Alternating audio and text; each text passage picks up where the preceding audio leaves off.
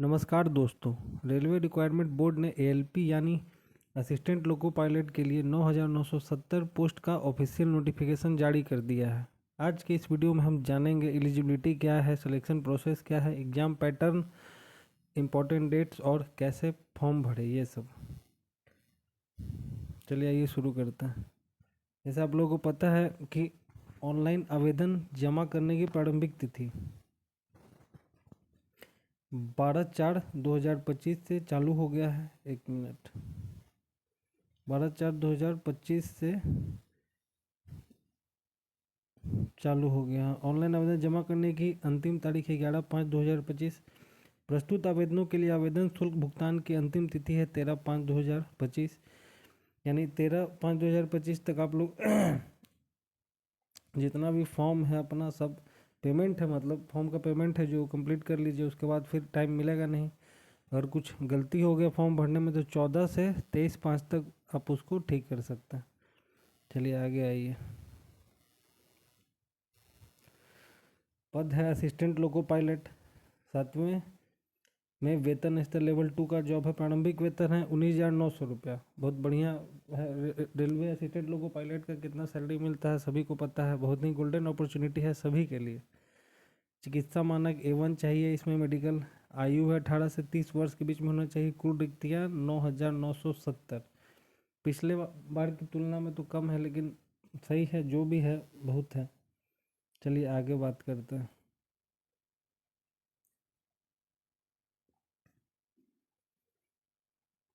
उम्मीदवारों को यह सुनिश्चित करना हो कि वे CN के अंतर्गत आवेदन जमा करने की अंतिम तारीख या उससे पहले पद के लिए निर्धारित सभी शैक्षणिक और तकनीकी योग्यताएं भरें। निर्धारित शैक्षणिक तकनीकी योग्यता के अंतिम परिणाम की प्रतीक्षा कर रहे उम्मीदवार आवेदन नहीं कर सकते। अगर किसी का 10th का रिजल्ट, मतलब एग्ज़ाम दिए हैं, अभी तक रिजल्ट नहीं आया, किसी का ITI है, ITI का रिजल्ट अभी तक फाइनल नहीं हुआ है, तो वो फॉर्म नहीं भर सकते।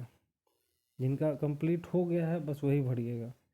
फिर है ऑनलाइन आवेदन आधिकारिक RRB वेबसाइटों पर दिए गए लिंक के माध्यम से ऑनलाइन जमा किए जाने चाहिए। उम्मीदवार को ऑनलाइन मोड के माध्यम से आवेदन करने से पहले अपनी पात्रता सुनिश्चित करने के लिए इस विस्तृत CN के अनुलग्नक A और अनुलग्नक B को पढ़ना आवश्यक है। उसके बाद ही उम्मीदवार को चुने गए RRB के भीतर जोनल रेलवे और पदों के लिए विकल्प चुनना चाहिए। एक बार आवेदन करने और जमा करने के बाद RRB का चयन अंतिम होगा।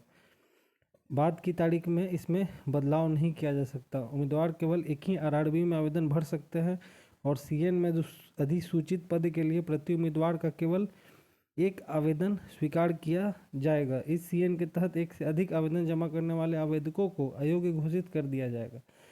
मतलब एक बार आप जोन चेंज कर लिए तो फिर दोबारा चेंज नहीं कर सकते, इसलिए जोन चूज करें। मतलब तो प्रीवियस ईयर कटअप और भी जितने सारे क्राइटेरिया है सबको एक बार बढ़िया से देखें कि क्या है नहीं है, पहले कटअप कितना गया है, किस में सीट है आपका कैटेगरी में, कम्युनिटी में, उसके हिसाब से उसमें मतलब अपना जोन चूज करिए। एक बार आप जोन चूज कर लिए उसके बाद फिर जोन नहीं बदल सकते। और एक ही बार एक ही जोन से मतलब अप्लाई होगा। अलग जोन से किए तो फिर उम्मीदवारिता रद्द कर दी जाएगी, कैंसिल होगा वही। फिर उम्मीदवारों की पात्रता केवल ऑनलाइन आवेदन में उम्मीदवारी द्वारा प्रस्तुत विवरणी के आधार पर अंतिम होगी। RRB पात्रता के लिए आवेदन की विस्तृत जांच नहीं करनी होगी इसलिए उम्मीदवार केवल बुनियादी पात्रता मानदंड पूरा करने के लिए अधीन अनंतिम, ये सब इम्पोर्टेंट नहीं है। कौन पर दस्तावेजों की जांच के बाद यदि आवेदन में किसी भी तरह की पुष्टि, जितना भी आप डॉक्यूमेंट डालेंगे या EWS हो, जाति प्रमाण पत्र हो, जितना भी दस्तावेज है वो ओरिजिनल ही डालिएगा। नहीं तो पुष्टि जब आपका होगा, डॉक्यूमेंट वेरिफिकेशन होगा, उस समय अगर जो भी आपका प्रमाण पत्र जो आप डाले हैं, जो भी फॉर्म भरते समय आप जो जो डिटेल्स दिए होंगे, जाति का, आवासीय का और जितना भी, अगर उसमें मैच नहीं करेगा तो फिर दिक्कत हो जाएगा। तो उम्मीदवार की उम्मीदवारी रद्द कर दी जाएगी। इसके अलावा भर्ती के किसी भी चरण के दौरान या उसके बाद भी यदि यह पाया जाता है कि उम्मीदवार के बारे में कोई जानकारी झूठी या गलत है, तो यदि प्रासंगिक जानकारी छिपाई है, उम्मीदवार पद के लिए पात्रता मापदंडों को पूरा नहीं करता है, SC ST OBC WS EBC स्थिति या किसी अन्य लाभ मेडिकल फिटनेस, उम्मीदवारों को यह सुनिश्चित करना होगा कि वे एएलपी के पद के लिए निर्धारित चिकित्सा मानकों को पूरा करते हैं। जो उम्मीदवार इस पद के लिए चिकित्सीय रूप से अनुपयुक्त पाए गए उन्हें कोई वैकल्पिक नियुक्ति नहीं दी जाएगी।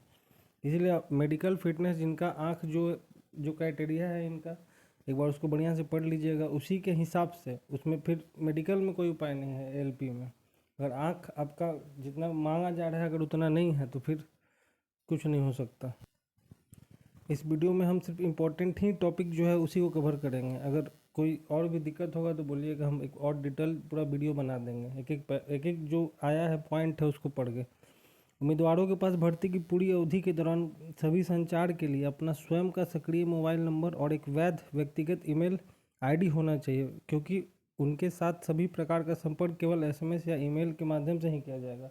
इसलिए आपके पास एक नंबर जो फॉर्म में डालिएगा, जो ईमेल कीजिएगा, फॉर्म भरते समय जो ईमेल डालिएगा उसको बढ़िया से रखिएगा, क्योंकि आरआरबी का एग्ज़ाम है, आपको ही पता है कि एक साल में तो होना जाना है नहीं। अभी तो फॉर्म ही भर रहा है। जो इससे पहले वाला जो वैकेंसी है उसका तो मेंस भी नहीं हुआ है अभी तक, 2 को मेंस है। अब देखिए इसका कब तक होता है। इसीलिए जो भी नंबर डालिएगा फॉर्म में मतलब भरते समय, फ़ोन नंबर और ईमेल आईडी उसको बढ़िया से रखिएगा। चलिए आगे। ऑनलाइन आवेदन भरने के लिए उम्मीदवारों को आधिकारिक आरआरबी वेबसाइटों को इस सीएन के लिए दिए गए लिंक, ये सब उतना कोई ज़रूरी नहीं है। आगे आइए, और कुछ इम्पोर्टेंट चीज़। ऑनलाइन आवेदन सभी प्रकार से पूर्ण जमा करने और अपेक्षित शुल्क का सफलतापूर्वक भुगतान करने के बाद यदि कोई उम्मीदवार क्रिएट एन अकाउंट और चुने हुए आरआरबी में भरे गए 12 विवरणों को छोड़कर किसी भी विवरण को संशोधित, बदलना या सही करना चाहता है, दिनांक 14 पास से, ये तो है फॉर्म आपका जो सुधारने का। अगर कोई फॉर्म आप भर रहे हैं उसमें जो 12 विवरणों को छोड़कर रेलवे द्वारा 12 विवरणों को छोड़कर जो भी कॉलम में होगा उसके अलावा अगर कोई भी चीज़ आपको सुधारना होगा तो उसको सुधारने के लिए 250 रुपया का आपका नॉन रिफंडेबल जो लगेगा, उसके बाद आपका सुधर जाएगा। आइए, दूसरे चरण के सीबीटी के लिए उम्मीदवारों की शॉर्ट लिस्टिंग आरआरबी वार उस आरआरबी के लिए अधिसूचित रिक्तियों के 15 गुना की दर से की जाएगी। जितना भी फॉर्म आया है, मतलब 9,970 सीट है, जैसे भी मतलब आरआरबी वाइज जो है, जहाँ जहाँ जितना जितना वैकेंसी है उसके हिसाब से 15 गुना वहाँ पे सिलेक्शन होगा पीटी में। उसके बाद आदमी लोग पीटी मतलब मेंस में सिलेक्शन होगा 15 गुना।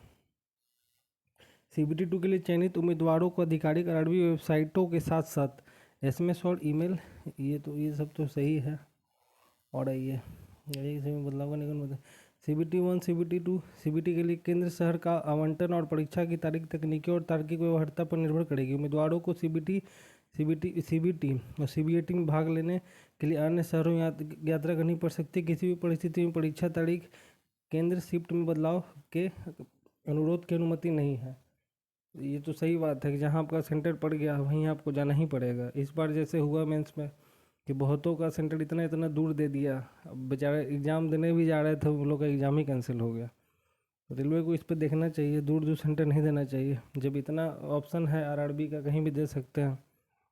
चलिए आगे। नेगेटिव मार्किंग, सीबीटी 1 और सीबीटी 2 दोनों में नेगेटिव मार्किंग होगा। प्रत्येक गलत के लिए 1/3 अंक। कंप्यूटर आधारित एप्टीट्यूड टेस्ट में कोई नेगेटिव मार्किंग नहीं होगी। सीबीटी 1 और सीबीटी 2 के लिए मतलब अब एक सही कीजिएगा तो एक ही नंबर आपको मिलेगा, लेकिन अगर 3 गलत किए हैं तो 1 नंबर कट जाएगा। जैसे ये सिर्फ सीबीटी 1 और सीबीटी 2 के लिए है, लेकिन जो आपका जो साइको होगा उसमें कोई नेगेटिव मार्किंग नहीं रहेगा। ये सब तो ठीक है। परीक्षा स्थल पर सामान सुरक्षित रखने के लिए कॉलमों की व्यवस्था उपलब्ध नहीं होगी। ये तो भाई हर जगह यही है, कॉलम वॉलम तो कहीं मिलता है नहीं। चलिए आगे। इसके बाद है सामान्य निर्देश। इसके बाद है मेरिट। तो आप लोग को पता होगा कि 70% जो सीबीटी पार्ट ए और 30 जो मेरिट जो बनता है, जो 70% जो बनेगा आपका सीबीटी 2 मतलब सेकंड जो आपका मेंस होगा उसमें जो पार्ट ए होगा उसका 70% और सीबीएटी जो साइको होगा उसका 30% बन के मतलब मिल के आपका मेरिट बनेगा। स्टेज 4 वही है मेडिकल डॉक्यूमेंट वेरिफिकेशन, स्टेज 5 है मेडिकल टेस्ट। और तो इसमें कुछ खास है नहीं। एप्लीकेशन फीस सभी को पता है कि जनरल ओबीसी के लिए 500, जिसमें से 400 रिफंड होगा। SC ST फीमेल के लिए 250, उनका फुल रिफंड होगा। फुल रिफंड लिखता है लेकिन आता है 240 ही है, ठीक है। और अगर फॉर्म भरना है डिटेल में, अगर फॉर्म के बारे में कोई जानकारी चाहिए होगा तो बता दीजिएगा, वो हम फॉर्म भर के भी आप लोग को लाइव दिखा देंगे अगर कहीं भी कोई दिक्कत होगा तो। चलिए, अगर आप ITI या डिप्लोमा होल्डर हैं और रेलवे जॉब चाहते हैं तो ये गोल्डन चांस है। वीडियो पसंद आए तो लाइक करें, सपोर्ट करें, और ऐसे ही हेल्पफुल वीडियोज़ के लिए चैनल को सब्सक्राइब जरूर करें। जय हिंद।